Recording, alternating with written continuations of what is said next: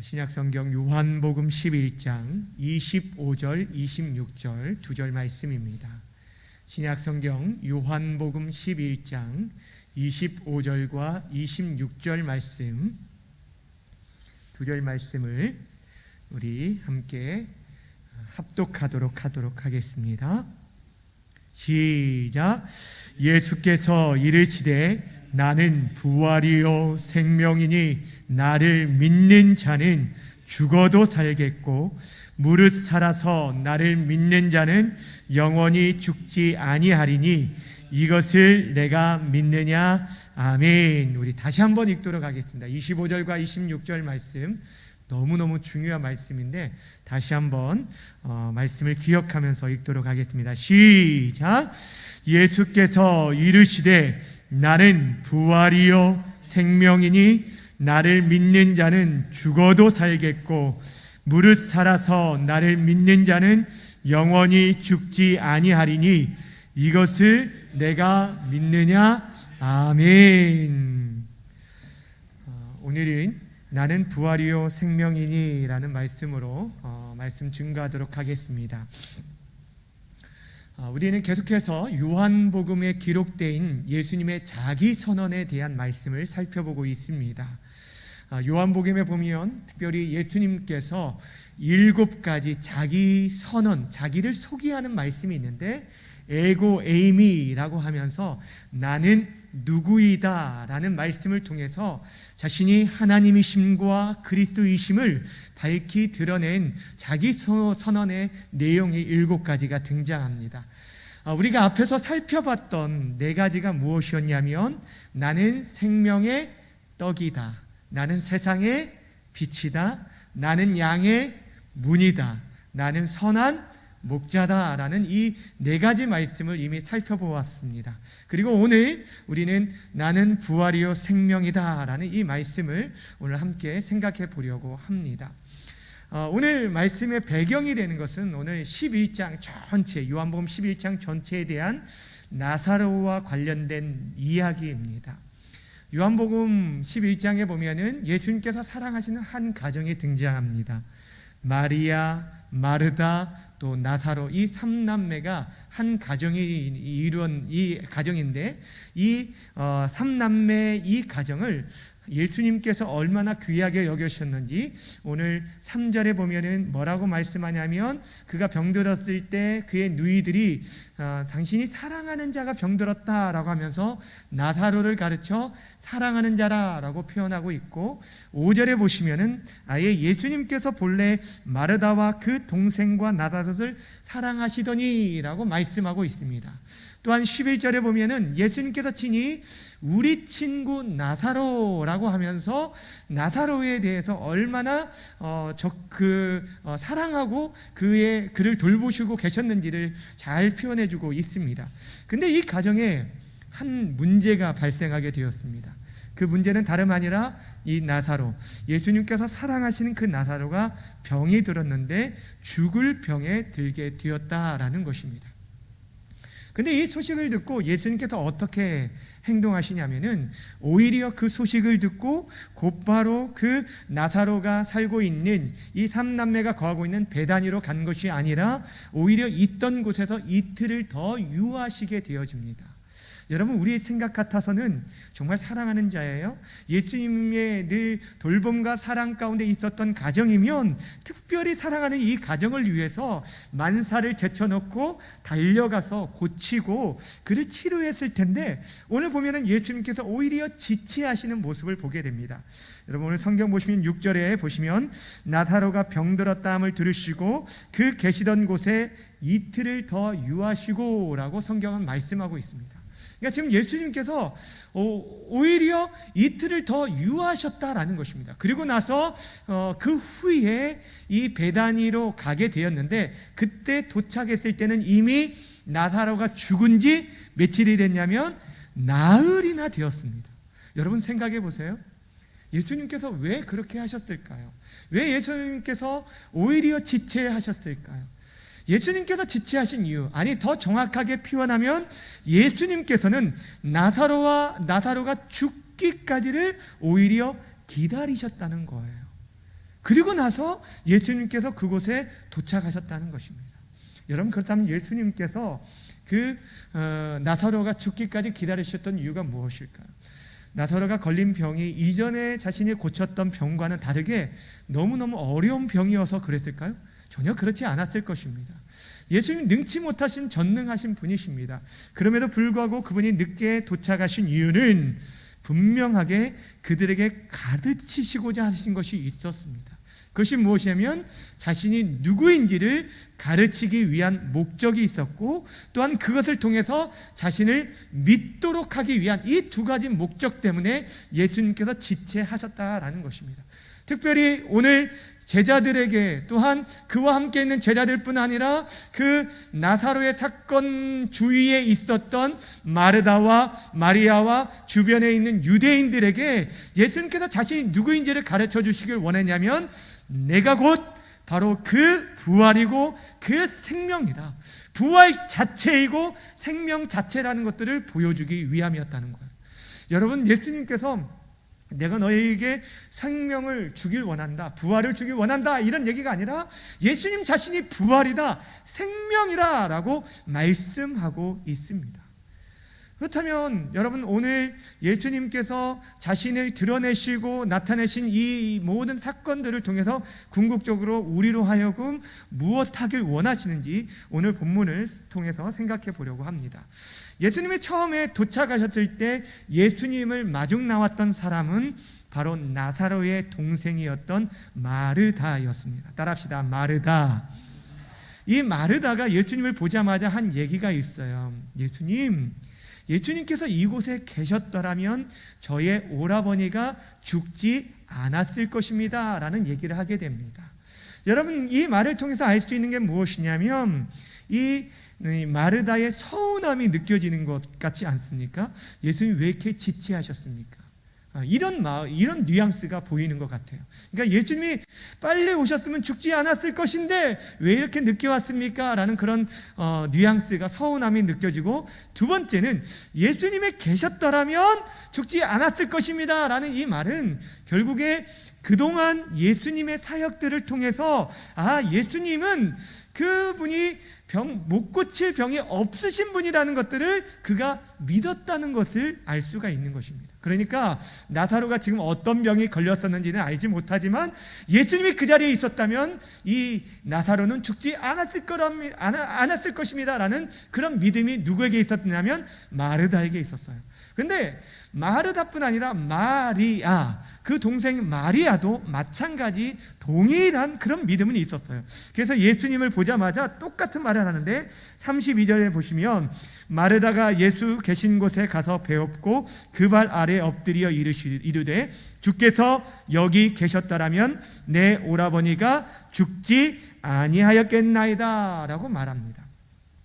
이들에게 있어서 예수님을 그동안 오랫동안 보아오면서 예수님이 어떤 분인지를 알았는데, 그들이 가지고 있었던 믿음은 예수님이 병 고치는 능력을 가지고 있다라는 그 수준이었습니다. 그때 예수님께서 말씀합니다. 내 오라비가 다시 살아나리라 라고 말씀하십니다. 그때 마르다가 어떤 얘기를 하냐면, 그렇습니다, 예수님, 그러나 그것은 마지막 때에 가면 그 마지막 부활 때에 다시 살아날 줄을 내가 압니다. 마지막 날 그 부활 때 모든 사람들이 부활하게 되는 그때에는 내가 살아날 것은 믿습니다 라고 얘기한 거예요. 이 말 속에서 또 하나 알 수 있는 게 뭐예요? 지금 이 마르다에게 부활에 대한 그런 믿음이 있지만 실질적으로 그 믿음이 현재적인 믿음이 아니라는 거예요. 지금 자신의 삶과 지금 자신이 당면한 그 문제 앞에서 하나님의 그 일하심 능력, 그 부활에 대한 것들은 믿지 않았다는 거예요. 그때 오늘 주시는 말씀, 오늘 본문 말씀을 지금 하고 있는 것입니다. 예수님께서 하셨던 오늘 본문의 위대한 선포의 말씀 25절과 26절 성경을 보면서 함께 읽도록 하겠습니다. 시작.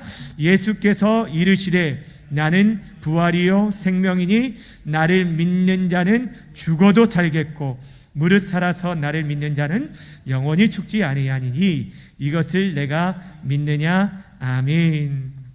마르다가요, 이 위대한 선언을 듣고 나서 또 뭐라고 고백하게 되냐면 27절에 보면 이르되 주여 그러하외다. 주는 그리스도시요 세상에 오시는 하나님의 아들이신 줄을 내가 믿나이다.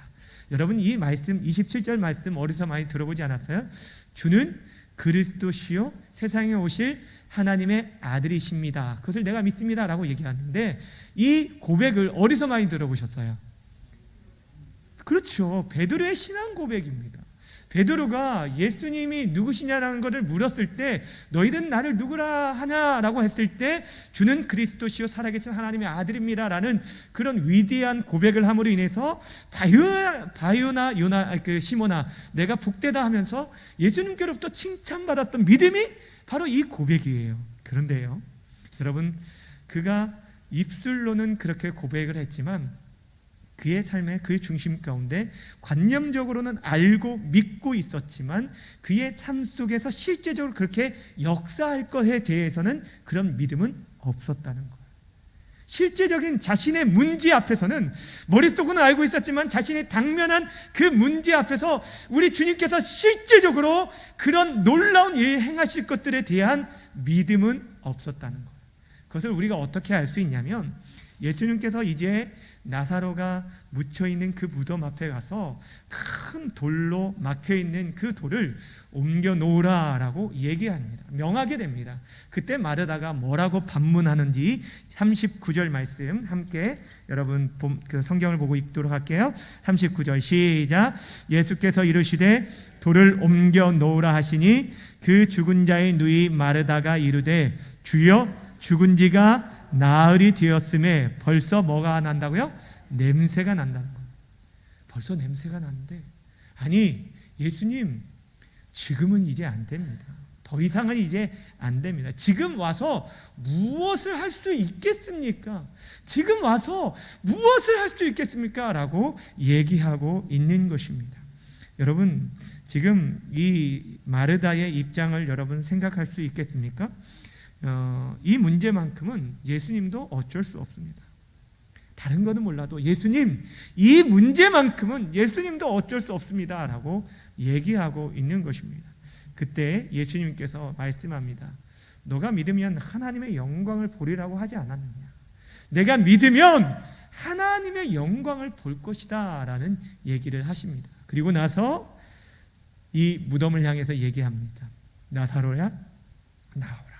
큰 소리로 나사로야 나오라 라고 부르시니까 이 나사로가요 수족이 묶인 채로 그 죽은 가운데 나오게 되어져서 살아나고 그 모든 것들을 풀어서 다니게 하는 그런 놀라운 성경에 기록된 아주 놀라운 기적 사건이 오늘 본문에 기록되어 있습니다.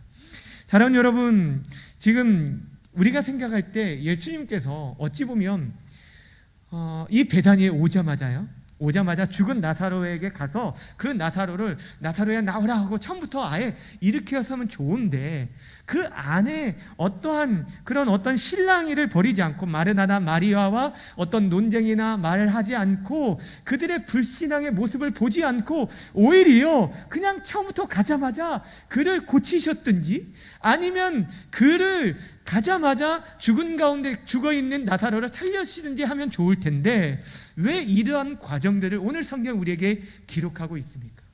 그것은 여러분 마르다와 마리아의 모습 속에서 우리 자신의 불신의 모습을 발견하게 하기 위함이고 또한 그들에게 우리 주님께서 정말 원하시는 믿음이라는 것이 어떤 믿음인지를 우리에게 가르쳐주고 있다는 것입니다. 여러분 예수님께서 이 모든 시간들을 통해서 자신이 부활이고 생명임을 가르쳐주고 있어요. 따라합시다. 나는 부활이요 생명이니 이 말씀을 하시면서 예수님께서 죽어도 나를 믿는 자는 죽어도 살 것이다 라는 말씀을 하요. 이것이 바로 부활이에요. 죽어도 사는 것, 죽었지만 다시 사는 것, 이것이 부활이에요. 나를 믿는 자는 죽지만 다시 살 것이다 라는 말씀이에요. 따라합시다. 죽지만 다시 살 것이다. 이것이 바로 부활에 대한 내용입니다. 오늘 예수님께서 말씀하신 것 이것입니다. 여러분 이 부활이 왜 중요한지 아십니까? 부활이 없다면 기독교가 존재할 수가 없습니다.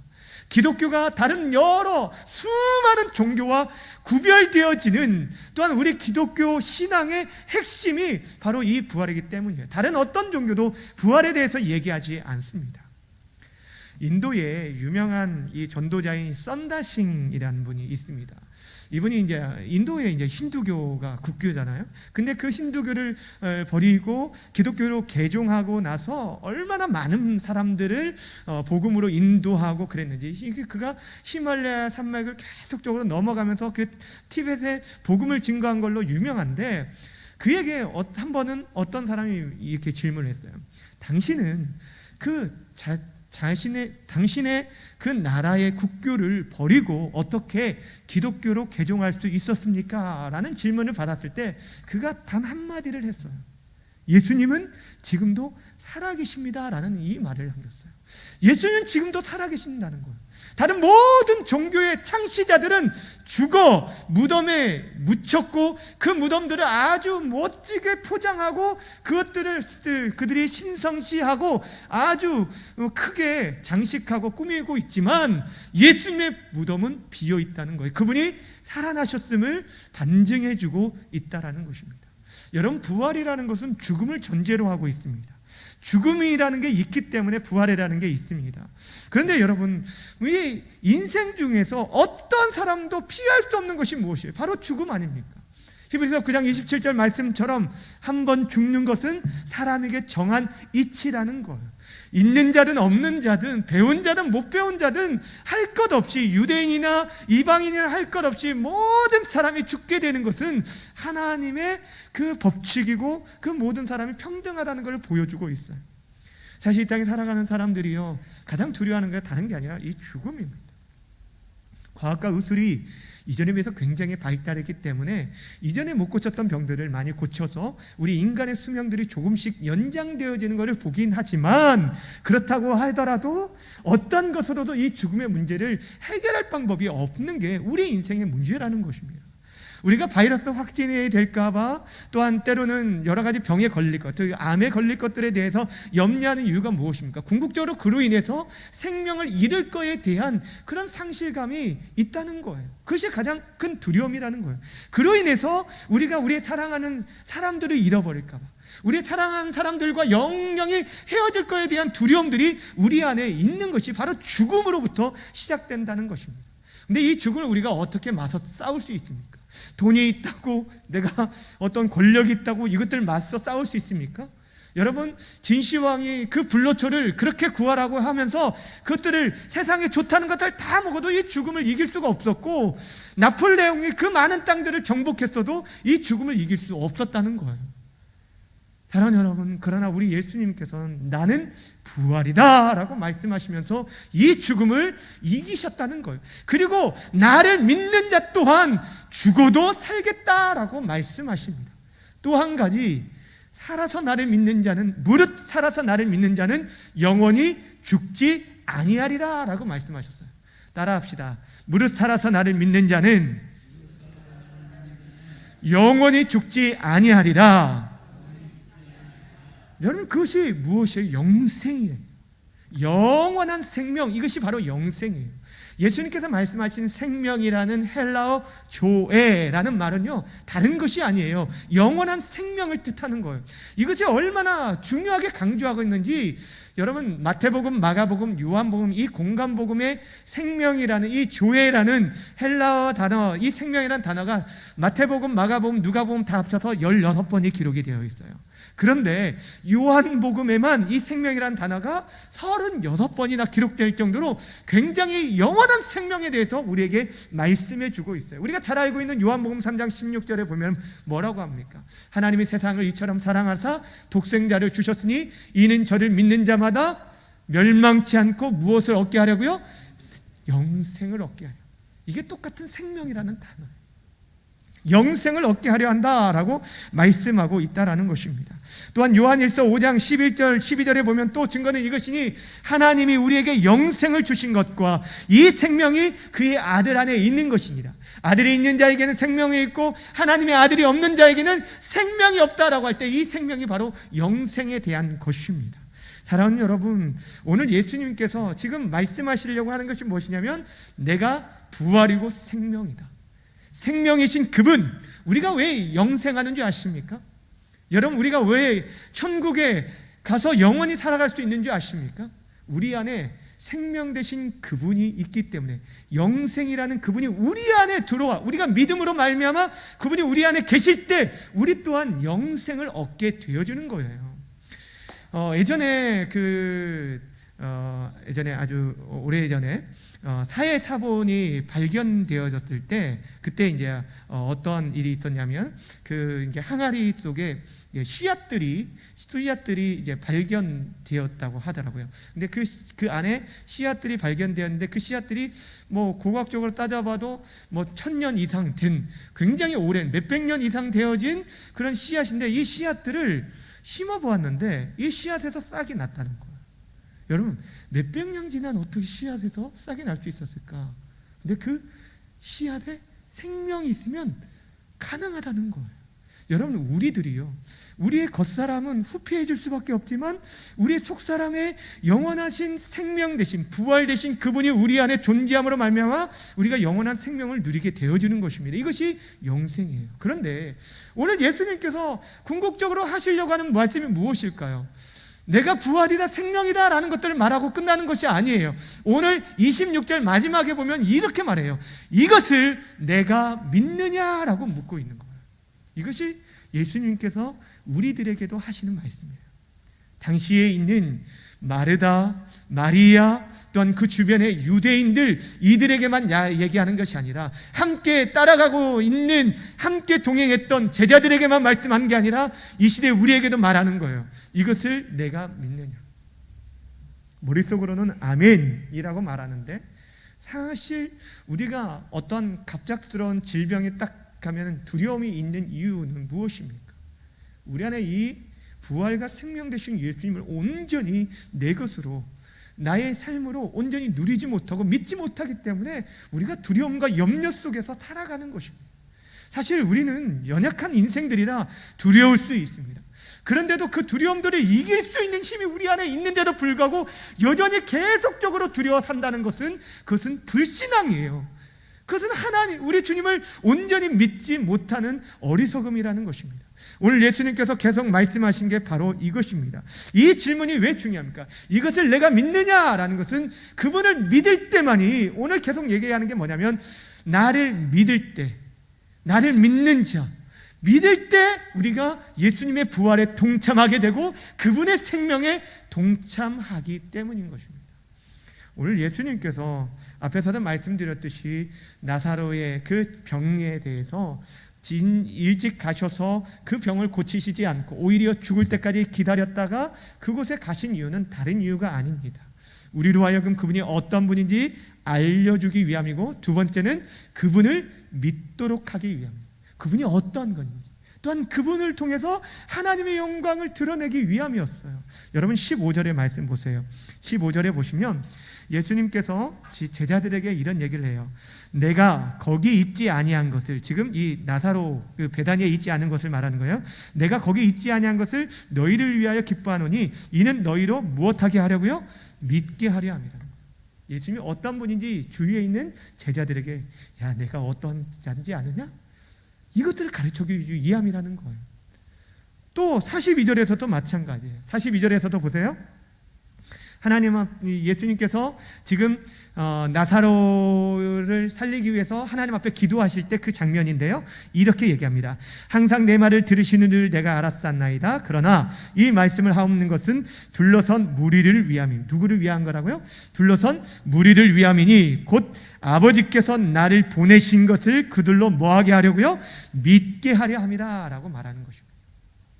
사랑하는 여러분, 우리가 이 시간들을 통해서 우리가 하나님의 말씀을 계속적으로 보는 게 무엇입니까? 이 말씀을 사실 모르는 사람이 어디 있습니까? 어려서부터 부활주일 때마다도 들었던 말씀들인데, 계속적으로 우리에게 가르쳐주고 또 말씀해 주신 것은 무엇이냐면, 이 시대에 우리의 인생의 가장 큰 문제는 무엇이냐면 바로 믿음이라는 거예요.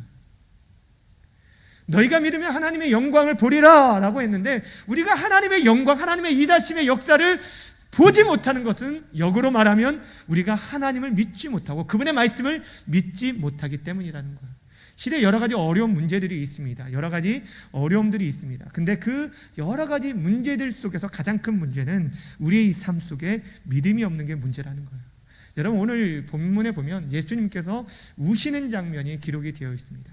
예수님께서 성경에 우시는 장면이 두 군데 등장하게 되는데, 첫 번째가 바로 오늘 이 나사로의 죽음과 관련돼서 한번 우셨고, 두 번째는 예수님께서 예루살렘, 십자가를 지시기 위해서 예루살렘 올라가실 때 그 예루살렘 성을 보시면서 그 성이 어떻게 무너지게 될 것인지를 보시면서 우셨다라고 말씀하고 있어요. 근데 오늘 나사로 사건 가운데 예수님께서 우셨던 이유는 나사로가 불쌍해서가 아니에요. 나사로로 인해서 주변에서 지금 안타까워하고 있는 마르다와 마리아 때문에 우신 게 아니었다는 것입니다. 예수님께서 진정 우셨던 이유가 무엇인지 아십니까? 그들이 지금 생명과 또한 부활이신 그분이 계심에도 불구하고 여전히 불신앙 가운데, 절망 가운데 탄식하고 있는 그들의 불신앙을 보고 믿음 없음을 보시고 예수님께서 우셨다는 거예요. 그렇다면 저와 여러분 이 시대에 우리가 살아가고 있으면서 우리를 향한 우리 주님께서 얼마나 안타까워하실까를 생각해 보셨으면 좋겠습니다.